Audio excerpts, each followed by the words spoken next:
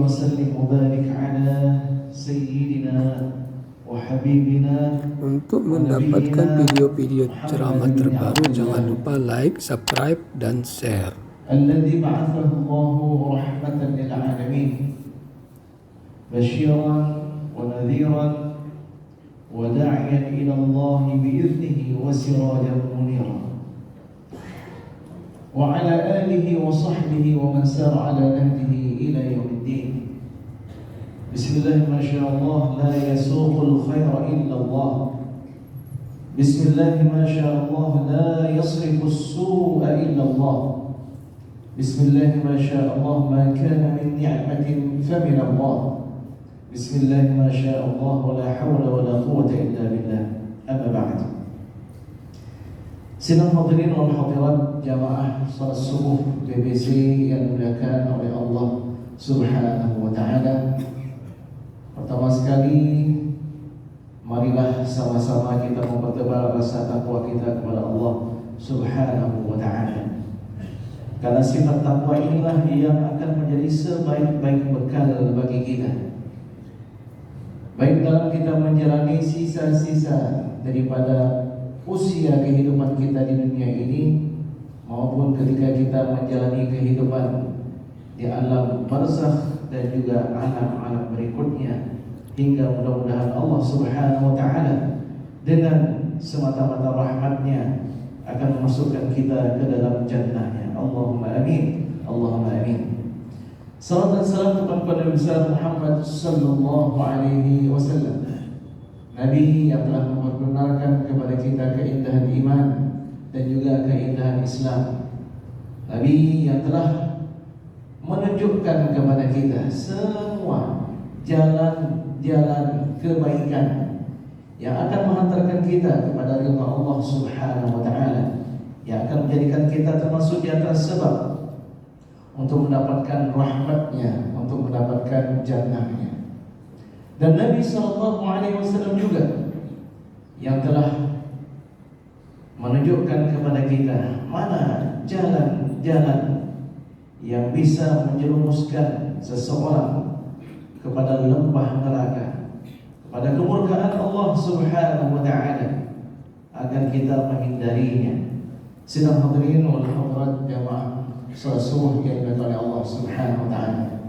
Pertama sekali izinkan saya untuk mengucapkan takrim dan ta'zim kepada orang tua kami, guru-guru kami, wabil khusus pengurus BKM Masjid Al-Badar Kampung Kuta Baru, juga Bapak kecil, segenap unsur pengurus di kampung ini, jamaah sekalian di Masjid Al-Badar, dan juga para pengurus di BBC, yaitu gerakan Safari Subuh yang terus berlanjut dari masa pertama sekali dibangunkan, pertama sekali didirikan, hingga saat ini menjadi pelopor kebaikan bagi grup-grup BBC berikutnya yang ada di berbagai kota dan kabupaten, walaupun mereka menggunakan nama-nama dengan beraneka ragamnya. Para pembina, nasihat, ketua, dan seterusnya. Ucapan terima kasih saya kepada Bapak Haji Irwandi yang telah menghubungi saya beberapa waktu yang lalu untuk menyampaikan kegiatan mulia ini. Dan juga tadi ada sebelah kiri saya Bapak Haji Mustami, orang tua kami yang pernah menjadi PJ di Kota Langsa, itu kota kelahiran saya, dan saya lihat di sini juga ada beberapa orang jamaah dari Langsa, masya Allah. Bertemu di Langsa, bertemu di Banda Aceh, dan bertemu di mana-mana. Juga hadir bersama kita beberapa orang sahabat-sahabat saya, ada Ustaz Ivan dan yang lainnya. Mudah-mudahan kita senantiasa diberkahi oleh Allah Subhanahu wa taala. Amin ya rabbal alamin. Ustaz Haji Fakhruddin yang dimuliakan oleh Allah berhadir juga, dan lain-lainnya yang tidak mungkin saya sebutkan satu persatu. Sidang hadirin sekalian yang dimuliakan oleh Allah Subhanahu wa taala. Dalam beberapa menit ke depan izinkan saya untuk menyampaikan beberapa petuah, beberapa mau'izah yang bisa mengingatkan kita dan juga menjadi bahan bagi bapak-bapak dan ibu sekalian untuk kita saling mengingatkan. Ada kalanya saya ingatkan bapak dan ibu sekalian, dan mungkin suatu saat kapanpun juga ada kesempatan bagi bapak dan ibu untuk memberikan nasihat bagi seorang hamba yang fakir ini. Bapak sekalian, ketika kita membaca Al-Quran, di antara ayat-ayat Al-Quran itu ada 4 hal, 4 anugerah yang dijanjikan oleh Allah Subhanahu wa Ta'ala. 4 anugerah ini kebutuhan kita semuanya, tanpa terkecuali. Dan Allah menjanjikan 4 perkara ini, namun dengan syarat terpenuhi 4 perihal lainnya. Jadi ada 4 hal jika kalian lakukan, wahai hamba-hambaku, maka kalian akan mendapatkan 4 perkara ini sebagai anugerah dari. Yang pertama sekali, tambahan nikmat. Siapa di antara kita yang tidak suka dengan tambahan nikmat? Karena tambahan nikmat bermakna tambahan kebahagiaan, bermakna tambahan kesenangan. Ketika bapak dan ibu yang berada di unsur pejabat misalnya naik pangkat, ada tambahan yang diberikan, bagaimana senangnya.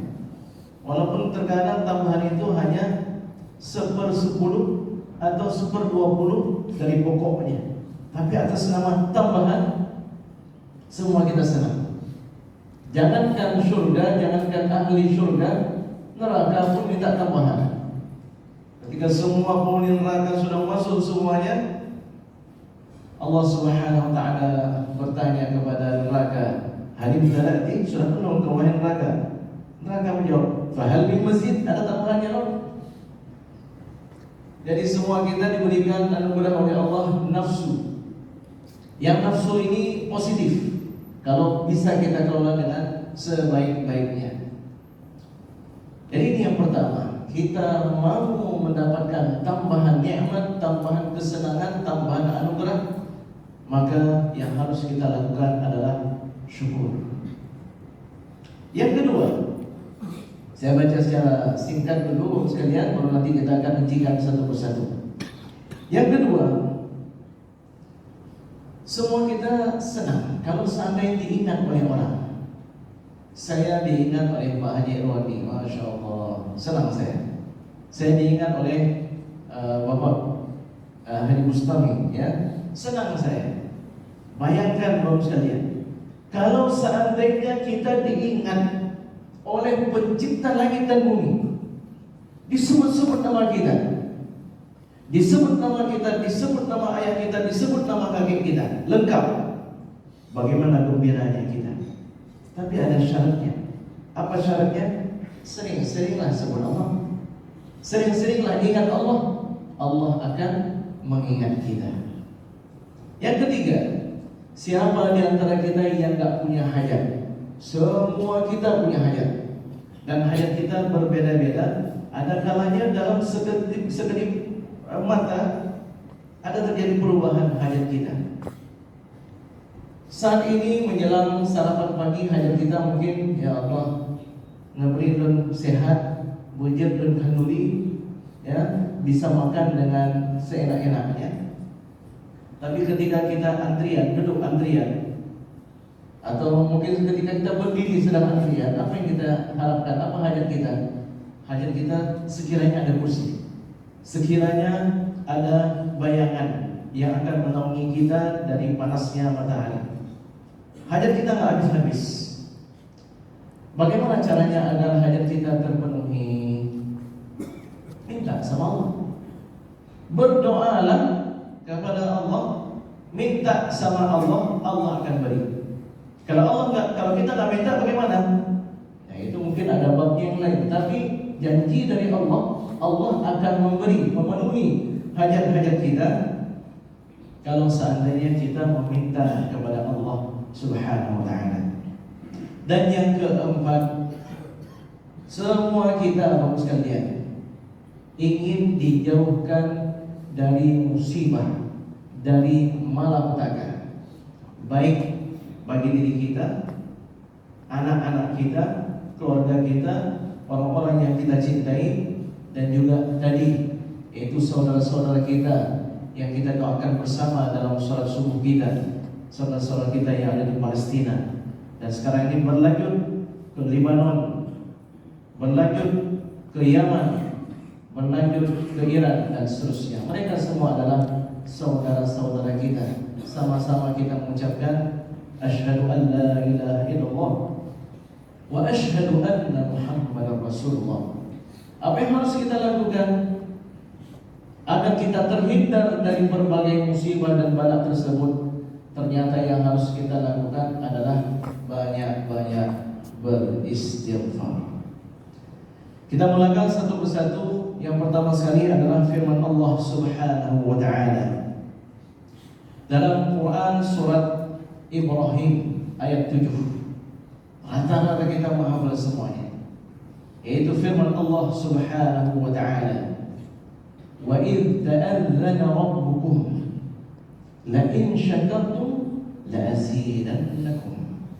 Ketika Allah Subhanahu wa taala memaklumkan, berarti ketika Allah Subhanahu wa taala menyampaikan sebuah maklumat, sebuah pemberitahuan secara terang-terangan, secara besar-besaran, la in syakartum, kalau kalian bersyukur, la azidannakum, pasti niscaya benar-benar akan aku tambahkan bagi kalian.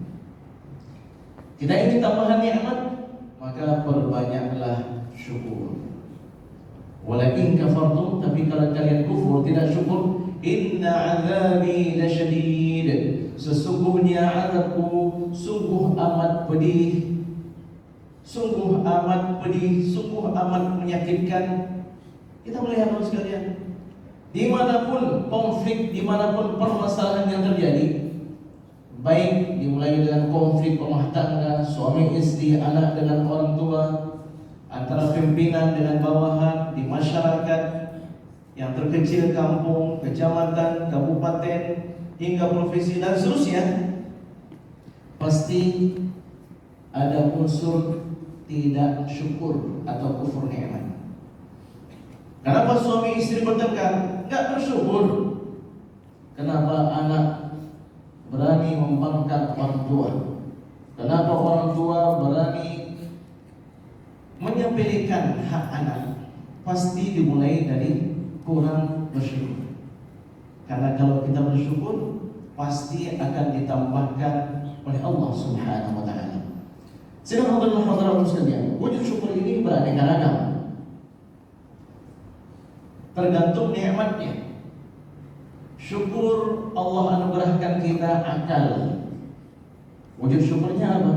Menuntut ilmu, mempelajari ilmu, menghafal yang mungkin kita hafal, menghafal Al-Quran, surat-surat pendek dan seterusnya.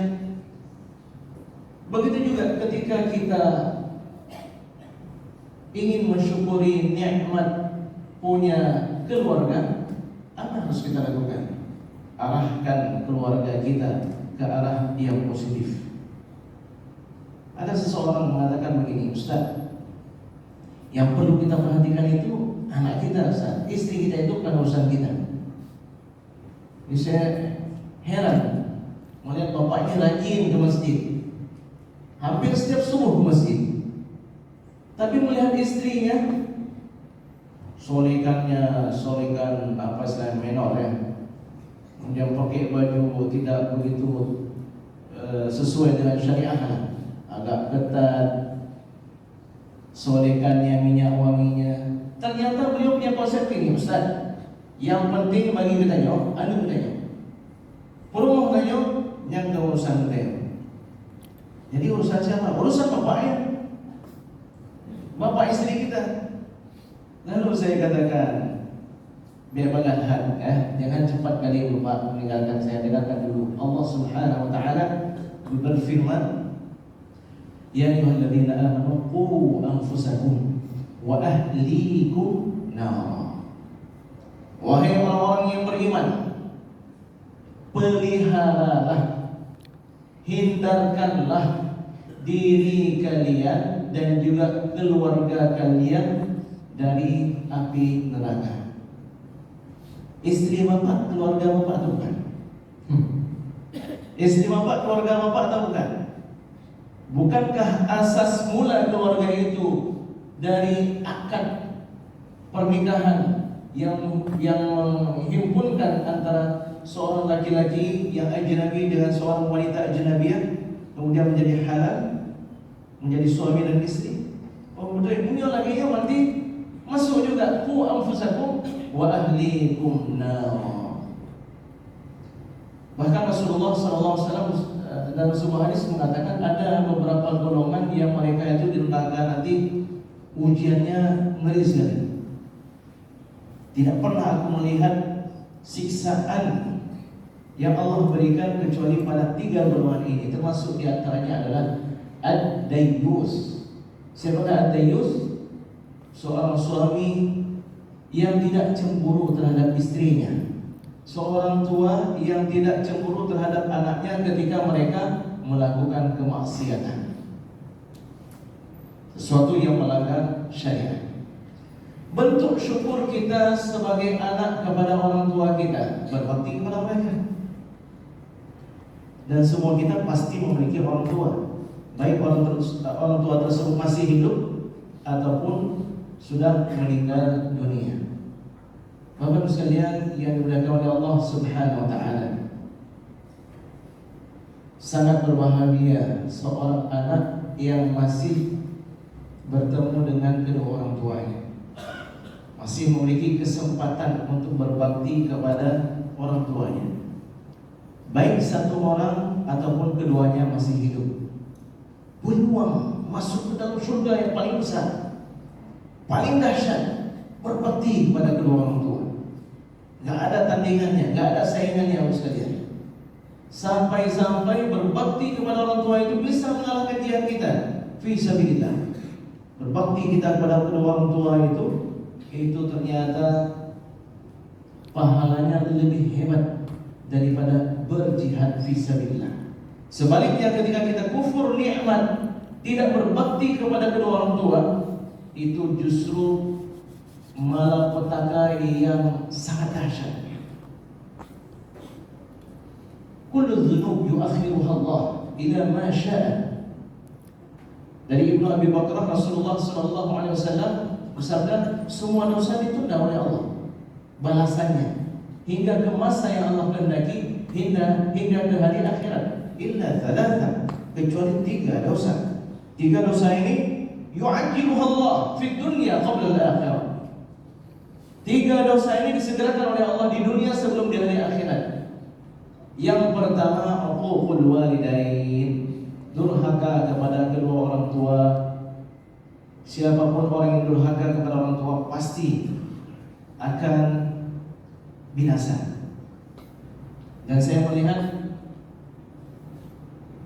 bertanya kepada rata-rata orang-orang yang sukses, ternyata mereka adalah orang-orang yang berbakti pada orang tua. Ini belum saya tanya sama Haji Bustami yang sukses jadi seorang pejabat dan seterusnya, sampai saya ingin jadi seorang dosen. Pasti termasuk di antara kunci sukses beliau adalah berbakti kepada kedua orang tua. Ya betul ya? Alhamdulillah. Bapak sekalian yang dimuliakan oleh Allah Subhanahu wa taala, mungkin sesaat kita melihat, oh ini hebat nih, tapi dia durhaka sama orang tuanya, kok bisa hebat? Tunggu dulu, sinetron dari Allah, drama ini belum selesai lagi. Anda akan melihat ada 2 pilihan. Kalau bukan dia taubat, dia berubah, mengubah sikapnya sehingga berbakti kepada orang tuanya, atau dia akan dihinggapi kebinasaan atau kehancuran. Ustaz, orang tua saya sudah meninggal dunia, masih ada peluang. Termasuk diantaranya adalah ziarah kubur mereka. Ziarah kubur, bapak sekalian. Al-Habib Abdullah Al-Aqas, salah seorang Habib yang meninggal dimakamkan di Simpang Olim, yang kemudian di sebelah kuburan beliau dibangunkan sebuah masjid Masjid Ba'lawi. Itu di hari Kamis, 3 hari sebelum beliau meninggal dunia. Kami menziarahi beliau dalam kondisi sudah menurun kesadaran beliau. Saya banyak bicara dengan khadim beliau. Kalau tidak salah saya Habib Saleh, ya, Habib Saleh.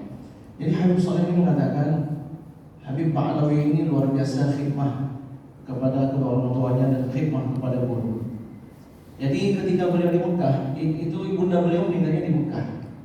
Beliau suka menziarahi makam ibunda beliau dan Sayyidah Khadijah di Ma'lan. Kebetulan kedua-duanya dimakamkan di Ma'lan. Jadi kebiasaan beliau ziarah ke makam ibunda beliau dulu, baru ke makam ibunda yaitu Sayyidah Khadijah, Ummahatul Mukminin. Namun karena suatu hari beliau ada kegiatan sehingga beliau terburu-buru, beliau masuk ke Ma'lan langsung ke makam Sayyidah Khadijah. Dalam kondisi sadar atau tidak sadar, beliau mendengar suara, "Wahai anakku, engkau kemari terlebih dahulu sebelum engkau menjenguk ibundamu." Masya Allah. Bapak sekalian, ini mungkin bagi orang yang masih level pemula, ya, apa nih mungkin ya Ustaz. Tapi inilah yang dinamakan dengan khawatir. Cobalah bahas itu. Termasuk di antaranya dalam kitab Minhajul Abidin yang dikarang oleh Imam Al-Ghazali. Lintasan kebaikan. Ketika ada bisikan itu, ada bisikan, datang sekali-kali, nanti balik lagi, nanti datang lagi, lalu bilang lagi, nanti balik lagi. Ada yang bisikan tersebut terus menerus kuat. Ada kalanya bisikannya seperti itu, bisikannya kebaikan, ada kalanya bisikan keburukan. Kita harus tahu itu. Ada kalanya bisikan itu dari malaikat, ada kalanya dari Allah Subhanahu wa taala. Ada kalanya bisikan keburukan itu dari syaitan, ada kalanya dari hawa nafsu. Bagaimana cara kita membedakannya? Itu ada kajian khusus. Tapi yang intinya hari ini kita bahas tentang 4 perkara ini, Bapak sekalian. Begitu juga Ustaz, sepotong-sepotong. Coba lanjutkan dulu ya. 3 dosa tadi yang disegerakan di dunia. Yang pertama, durhaka kepada orang tua. Yang kedua, orang yang memutuskan tali silaturahim. Itu juga disegerakan balasannya di dunia. Orang yang paling berhak mendapatkan silaturahim dari kita siapa? Keluarga terdekat ternyata. Orang tua kita, adik kita, pakcik kita, orang yang memiliki hubungan nasab. Banyak orang bisa untuk membandar atau apa istilahnya itu, ya, ajak kopi orang lain, untuk minum kopi, makan mie dan seterusnya. Kalau kami di Langsa kan sejak pemekaran itu Aceh Timur menjadi Langsa, Aceh Tamiang, Aceh Timur, banyak orang-orang Langsa bekerja sampai ke Aceh Timur, sampai ke Idi 1 jam 15 menit. Ada kalanya dia di Aceh Tamiang pulang dari kerja mereka, bisa mengajak saudaranya, bisa mengajak teman-temannya untuk makan mie, minum kopi, saya traktir.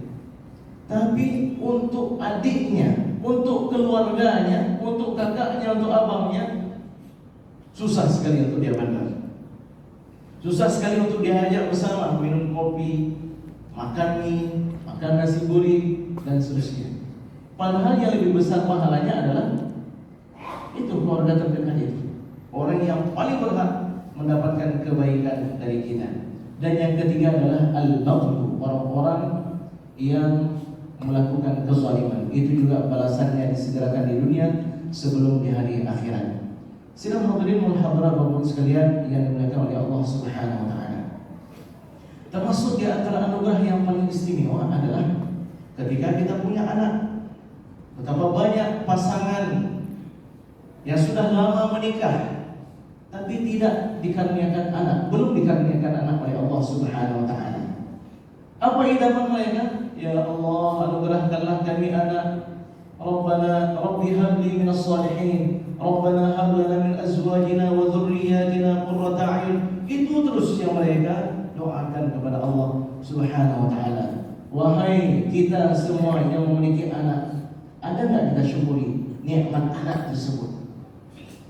Apa yang harus kita lakukan Ustaz terhadap anak-anak kita sebagai wujud syukur atas nikmat ini? Arahkan mereka kepada pendidikan yang terbaik. Ajarkan Al-Quran kepada mereka.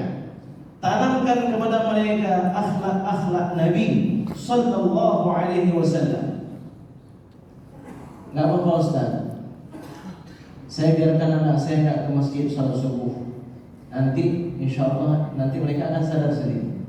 Nggak sadar di SD, di SMP nanti kan mereka sadar Ustaz. Nggak di SMP nanti di SMA akan sadar. Anak bapak sudah SMA kok nggak diajak ke masjid, nggak ke masjid.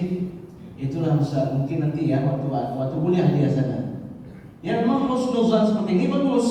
Tapi kalau kita nggak melakukan apa-apa, ketahuilah Bapak sekalian, pendidikan kita terhadap anak-anak kita itu makin besar anak, permasalahannya makin rumit, makin besar, makin sulit.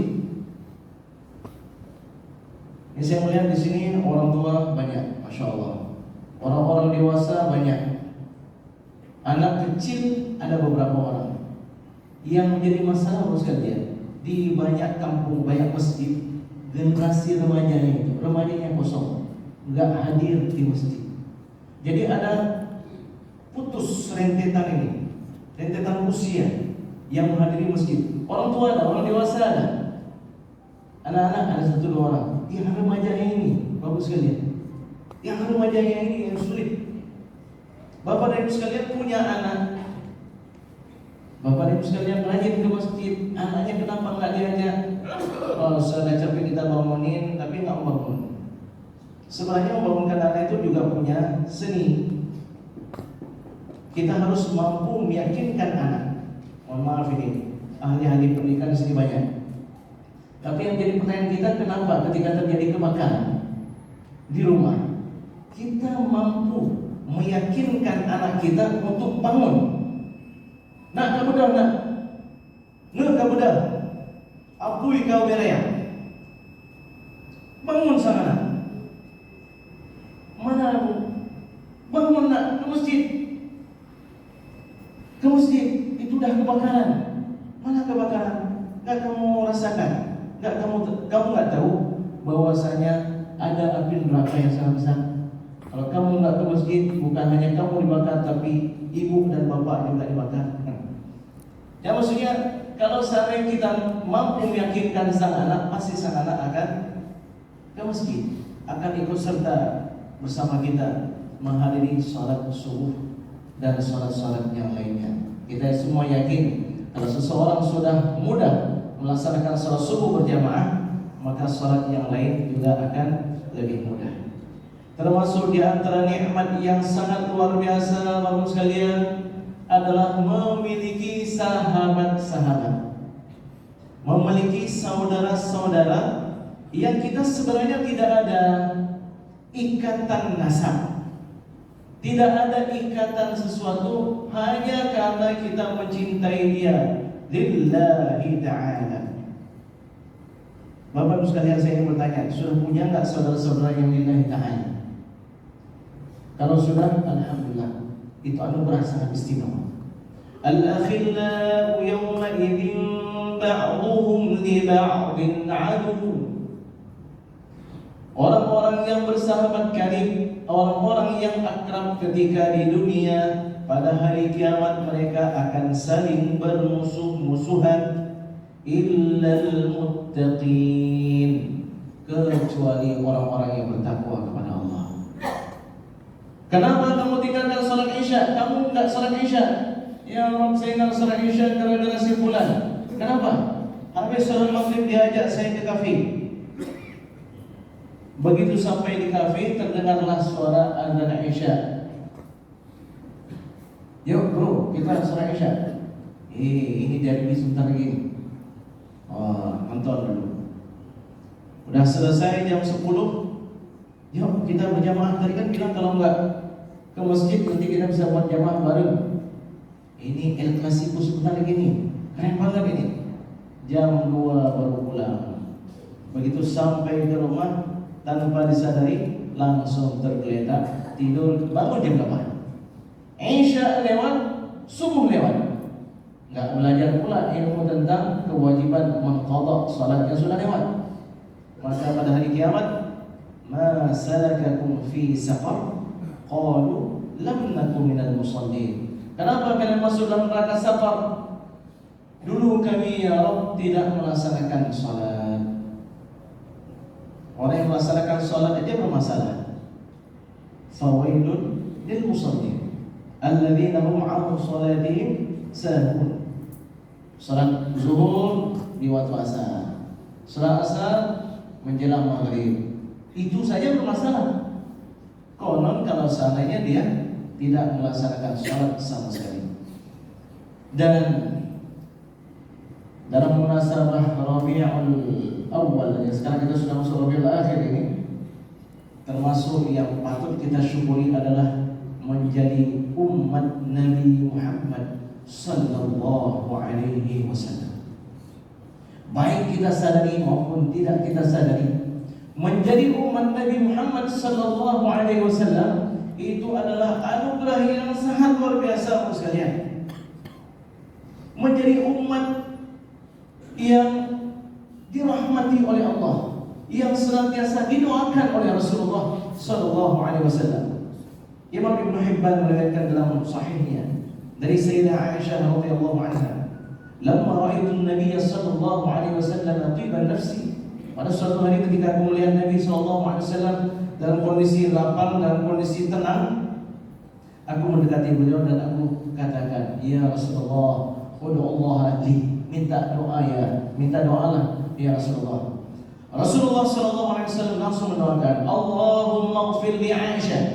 Ya Allah, ampunilah Aisyah, ma taqaddama min dhanbiha wa ma ta'akhkhar, baik dosanya telah lalu maupun yang akan datang ya Rabb.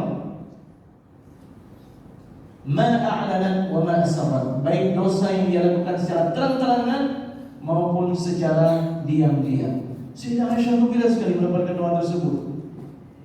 Yang sedang duduk sampai kepalanya itu kena terantuk dengan paha beliau. Bagaimana itu orang ketawa bahagia sampai sedemikian rupa? Lalu Rasulullah SAW bertanya, "Ayasurruki du'ai ya Aisyah?" Apakah doa aku itu sangat menggembirakan engkau wahai Aisyah? Bala ya Rasulullah, tentulah ya Rasulullah. Wallahi, demi Allah wahai Aisyah, innaha la du'ai li ummati fi kulli salat. Sesungguhnya itu adalah doaku untuk umatku setiap kali aku melaksanakan salat. Rasulullah sallallahu alaihi wasallam ingin umatnya semuanya masuk dalam surga tanpa terkecuali. Jadi kita selaku umat beliau jangan sampai ada menganggap orang lain ini calon penghuni neraka, ini calon penghuni neraka. Kamu jangan dekat sama saya, kamu itu calon penghuni neraka. Aku umat Nabi sallallahu alaihi wasallam, tapi tidak mampu mensyukuri nikmat yang sangat luar biasa ini. Kalau umat terdahulu mereka melakukan dosa langsung, mereka punya niat untuk melakukan dosa langsung terhitung dosa. Ada rencana mau buat kebaikan belum tercatat sampai mereka melakukan. Kalau mereka melakukan kebaikan tersebut satu kebaikan, tapi ummati hadhihi ummatun marhumah, umatku ini adalah umat yang disayangi oleh Allah Subhanahu wa ta'ala. Umat yang baru aja ada niat ingin melakukan kebaikan, disebutkan Palestina, disebutkan bahwasanya masyarakat Palestina membutuhkan makanan.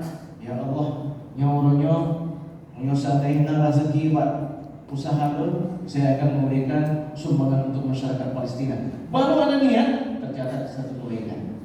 Dan kalau seandainya kebaikan tersebut dia laksanakan, dilipat gandakan oleh Allah Subhanahu wa ta'ala 2 kali, 10 kali, 100 kali, 700 kali, hingga bilangan yang tiada terhingga.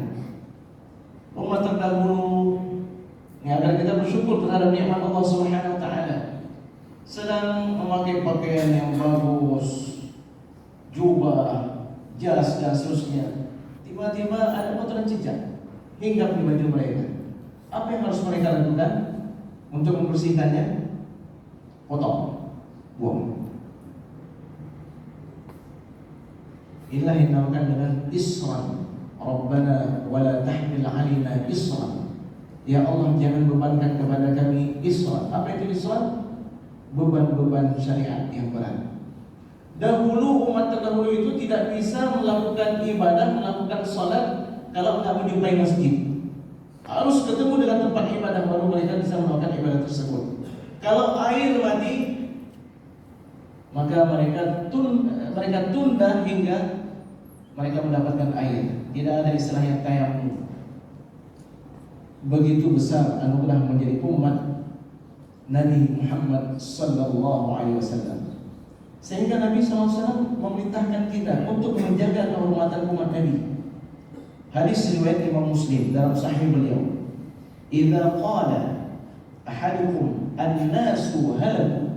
Kalau ada di antara kalian yang mengatakan orang-orang sudah rusak. Bagaimana kampung Lambaru, kampung baru, kota baru. Oh, anak betul Ustaz. Anak muda tak rusak. Idza qala ahadukum an-nasu halaku fa huwa ahlaku. Dialah yang paling rusak. Dalam riwayat yang lain ada juga ulama yang membaca fa huwa bukan ahlaku, fa huwa ahlakahum. Dialah yang merusak mereka. Tak boleh kita katakan kiban bangsa Aceh Kapalono. Kalau kita lihat di sana di sini udah rusak semuanya. Ingat apa yang Anda masukkan dengan kata rusak tersebut. Anda ingin memvonis, ingin mengatakan bahwa orang-orang sudah rusak, maka Anda adalah orang yang paling rusak. Atau Anda yang merusak mereka. Yang seharusnya bagaimana? Ada peluang. Kita selalu melihat ada peluang kebaikan. Umat ini masih bagus. Coba lihatlah bagaimana Nabi SAW mengingatkan kita, "Mazalat ummati bikhair." Umatku masih dalam kondisi kebaikan. Ma'ajjalu al-fitra wa akharu as-sahur. Selama mereka masih menyegerakan buka puasa, melamatkan sahur. Masih ada atau enggak seperti ini? Masih ada, berarti umat Nabi masih dalam kondisi kebaikan. Jangan kita vonis, kecuali kita sedang duduk rapat, kita membincangkan sebuah rancangan melihat kondisi umat. Bagaimana? Ya Allah, anak muda itu udah begini, udah begitu. Yang orang tuanya pun meninggalkan masjid, majlis taklim tidak banyak mereka menghadiri. Kalau ta'assi ya seperti itu dalam kondisi kita ya ada rancangan untuk perbaikan terhadap kondisi yang memilukan di masyarakat kita, itu dibolehkan. Tapi kalau memvonis, ini itu dilarang dalam syariat Nabi Muhammad sallallahu alaihi wasallam. Termasuk juga adalah menjaga kehormatan setiap pribadi dari umat Nabi Muhammad SAW. Ini kita tahun pilkada atau bahkan mungkin bulan bulan ini bulan pilkada. Hati-hati sekalian, ini semua kita sesama umat Nabi Muhammad SAW. Ungkapkan kebaikan-kebaikan pada pasangan calon yang kita ingin pilih, silakan. Tapi menjelekkan orang lain itu bukan perkara yang terpuji. Siapa di antara kita yang tidak memuliakan Ka'bah, yang tidak mengagungkan Ka'bah? Nabi SAW suatu hari tawaf di sekitar Ka'bah, diikuti oleh banyak sahabat. Ketika tiba di rukun Hajar Aswad, di sudut Hajar Aswad, Nabi berhenti sejenak menghadap ke arah Ka'bah. Wallahi ya Ka'bah, ma'a'azamati, betapa agungnya engkau wahai Ka'bah, wa ma'a'azamu hurmatiki, dan betapa agungnya, wa ma'a'azamu hurmatiki, betapa agungnya kehormatanmu wahai Ka'bah. Wallahi, demi Allah, la hurmatul mu'min a'azamu minki hurmatan. Sungguh kehormatan orang yang beriman itu lebih hebat di sisi Allah Subhanahu wa ta'ala daripada engkau wahai Ka'bah. Damuhu wa maluhu wa irduhu, darahnya, hartanya, nama baiknya, kehormatannya. Wa an la yuzanna bihi illa khairan, dan tak boleh kita duga pada orang yang beriman itu melainkan yang baik-baik. Siapakah orang yang beriman? Ciri yang paling mudah untuk mendeteksi seseorang itu beriman adalah yang rajin ke masjid. Idza ra'aitum man taraddada ila al-masajid fashhadu lahu bil iman. Kalau kalian melihat ada orang bolak-balik ke masjid, bukan mencari barang yang hilang, enggak. Zuhur dia ke masjid, asar ke masjid, maghrib ke masjid, pastikanlah dia orang yang beriman. Termasuk juga adalah orang yang hadir di salat subuh berjamaah. Sedangkan lihat Bapak sekalian, kiri dan kanan ini adalah orang-orang yang enggak boleh kita lakukan semena-mena. Al-Hajjaj bin Yusuf Al-Thaqafi itu dahulunya luar biasa, pernah memimpin Irak dengan kezalimannya, gubernur di Irak yang pun dengan kezaliman. Siapapun yang melawan dia, semua kena sama dia, dan tidak tanggung-tanggung. Orang-orang yang menentang dia dibunuh sama dia.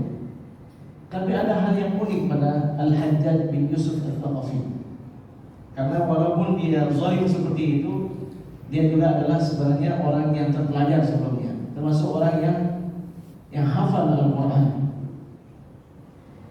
Jadi Al-Hajjaj jika ingin menghukum seseorang, dia akan tanyakan, kamu tadi ada salat subuh berjamaah? Kamu tadi ada salat subuh berjamaah? Kalau dijawabnya ada, langsung Al-Hajjaj menjauhkan orang tersebut pergi ngomong. Kenapa? Karena dia teringat dengan hadis Nabi SAW, man shalla al-fajr fi jama'ah fahuwa fi dhimmatillah. Siapa yang salat subuh berjamaah, dia itu dalam jaminan dan tanggungan Allah. Jangan ada di antara kalian yang dituntun oleh Allah Subhanahu wa taala karena sebab merusak atau mengganggu orang-orang yang sedang dalam tanggungan dan jaminan Allah Subhanahu wa taala. Jadi inti daripada mau'izah subuh ini, Bapak sekalian, marilah kita memperbanyak syukur kepada Allah Subhanahu wa taala. Maka kita banyak-banyak mengenang nikmat-nikmat yang Allah berikan. Ketika kita dalam kondisi sempit, dalam kondisi gundah gulana, cobalah kenal sebenarnya nikmat yang Allah berikan banyak atau enggak? Karena penyakit akhir zaman ini termasuk diantaranya adalah tidak pandai bersyukur. Oke, kalau hidup sendiri mampu dia bersyukur. Masalahnya dia tidak tahan melihat orang sebelah kanan sebelah kirinya mendapatkan anugerah yang baru. Ada juga orang demikian. Saya bersyukur, saya bahagia. Kalau belum. Oh my Allah, kagri Innova, kagri apa kau? Gimana mencapainya? Sepanjang malam berpikir terus, sehingga akhirnya besok dicek kolesterol sudah naik, asam urat pun menjadi, tensi darah luar biasa tingginya. Jadi apa menjadi masalah? Upaya kurang bersyukur. Bapak sekalian, semua yang ada nikmat yang Allah berikan di atas muka bumi ini sebenarnya itu terlalu kecil dibandingkan dengan yang Allah berikan kepada kita. Hanya saja kita mungkin kurang cerdas menikmati atau memahami nikmat yang Allah berikan. Ini sebagai contoh, Bapak mau diberikan Alphard atau mana keluaran terbaru yang 2M? Oh, maulah Ustaz. Tapi sebelah mata Bapak diambil, sebelah mata Bapak diambil. Oh, itu nggak bisa Ustaz. Jadi sebenarnya penglihatan itu bagaimana? Ternyata sebelah mata itu lebih berharga daripada apa yang 2 miliar. Ustaz ingin jadi orang kaya ya? Ini Ustaz, pulau yang ada di sebelah Sumatera itu, rencana saya mau saya berikan ke Ustaz. Masya Allah, berapa harganya? Oh luar biasa Ustaz. Itu udah saya bangun real estate, itu sudah saya bangun ini, bangun itu dan seterusnya. Itu kemewahan yang ada di sana semua untuk Ustaz. Masya Allah, demikian saja. Oh enggak demikian saja. Jadi apa? 2 mata Ustaz serahkan dulu kemari. Ya, bagus sekalian. Mau? Bagus sekalian. Apa gunanya kita memiliki harta banyak? Kita mau menikmati, ternyata nggak boleh kita nikmati. Terkadang orang yang biasa-biasa saja lebih nikmat hidupnya. Seorang bapak turun dari Mercedes Benz, masih kilat lagi mobilnya, baru keluar dari showroom, turun dari Mercedes Benz di depan restoran dengan jasnya, dengan dasinya yang berkilau, yang silau mata kita memandang dasinya itu. Masuk ke dalam restoran, duduk dia, langsung datang pelayan. Pak, makan apa Pak? Nasi sedikit aja, jangan banyak. Rendang? Oh rendang jangan, kolesterol. Wah beli. Aduh, asam urat saya. Makan, oh saya bermasalah itu, ada tensi darah saya tinggi. Jadi akhirnya apa? Nasi sedikit, tempe sepotong, sama sayur bening. Rupanya di depan restoran itu turun tukang beca. Tukang beca dengan aduknya itu masuk ke restoran. Tolong bungkus satu untuk saya. Pakai apa? Pakai semuanya. Pakai rendang ya. Taruh bumbu rendang banyak. Taruh kuah pik, taruh asam pudu ya. Semua taruh. Oh, dibungkus. Lalu dia duduk di becaknya. Kebetulan arah depan becak itu menghadap ke restoran. Yang abang becak itu makan berkeringat-keringat dia. Masya Allah. Duduk kakinya dilipat lagi. Meluh-luh, sehingga coba untuk sambung. Bapak yang kayanya luar biasa, maka ya Allah, mengakuinya pada itu. Lebih menikmati dia daripada saya. Jadi bapak sekalian yang dimuliakan oleh Allah Subhanahu wa taala, bersama kita ini ada aset yang harganya itu tidak bisa kita hitung dengan angka. Tapi kita terkadang kurang bersyukur. Ustaz mau, ya bapak mau diberikan mau nggak diganti kaki dengan uang 100 juta, tapi sebelah kaki diambil. Oh nggak mau Ustaz. Kalau sampai 1 miliar sebelah kaki diambil bagaimana? Oh nggak mau Ustaz. Kalau 10 miliar bagaimana? Saya pikir-pikir dulu, saya tanya sama istri saya. Oh kalau tanya sama istri pasti setuju. Yang penting banyak duit. Jadi berarti kaki kita itu lebih bernilai sebelah ini daripada 10 miliar. Ginjal diambil, diberikan uang sekian triliun, tapi 2 ginjal diambil. Untuk apa semua kenikmatan itu kalau seandainya kita tidak normal dalam menjalani kehidupan ini? Maka pandai-pandailah kita bersyukur kepada Allah Subhanahu wa ta'ala. Yang sehat bersyukur, nggak seperti bapak itu yang sudah sakit. Bapak yang sudah sakit bersyukur, bapak belum koma, masih bisa hadir ke masjid, masih bisa baca Al-Quran, masih bisa subhanallah bihamdihi subhanallah azim. Yang sudah berbaring, yang sudah pakai oksigen, nafas bantuan, bersyukur masih hidup. Karena nikmat hidup di atas muka bumi ini luar biasa, sekalian. Peluang bagi kita untuk mencapai surga yang paling tinggi. Maka kembali lagi, marilah kita mempertebal rasa syukur kita kepada Allah Subhanahu wa ta'ala. Hitung-hitung nikmat kita. Ini nikmat atau bukan ini? Anak nikmat, punya istri nikmat, punya sahabat yang kita kenal nikmat, punya ini, punya itu, semuanya adalah nikmat. Akhirnya bagaimana? Ya Rabb, saya malu ya Rabb. Malu saya sama Engkau ya Rabb. Engkau terus berikan nikmat kepadaku. Nikmat Engkau turunkan kepadaku, sedangkan dosaku naik kepadaku. Maka istighfar yang luar biasa yang dikenal dengan sayyidnya istighfar itu yang mana? Iya, yang ada pengakuan terhadap kekurangan kita, pengakuan terhadap nikmat yang Allah berikan. Allahumma anta rabbi, la ilaha illa anta khalaqtani wa ana 'abduka wa ana 'ala 'ahdika wa wa'dika mastata'tu a'udzu bika min syarri ma sana'tu abu'u laka bi ni'matika 'alayya wa abu'u bi dhanbi faghfirli fa innahu la yaghfiru dzunuba illa anta. Baca satu kali di waktu pagi ini. Kalau kita meninggal di hari itu, meninggal kita syahid. Masya Allah. Kalau seandainya kita baca sekali saja di petang hari, saya istighfar ini, meninggal kita di malam itu, maka meninggal kita juga dalam kondisi syahid.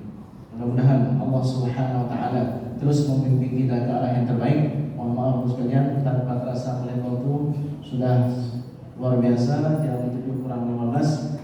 Mudah-mudahan Allah Subhanahu wa taala membimbing kita ke arah yang terbaik yang Allah ridhai, yang menjadikan kita bahagia dunia dan akhirat, yang menjadikan kita sebagai umat Nabi Muhammad sallallahu alaihi wasallam yang beruntung. Jangan sampai kita mengaku umat Nabi Muhammad, tapi ketika bertemu dengan Nabi Muhammad, engkau tidak masuk dalam umatku. Engkau suka mengkritik umatku, suka menjelek-jelekkan umatku.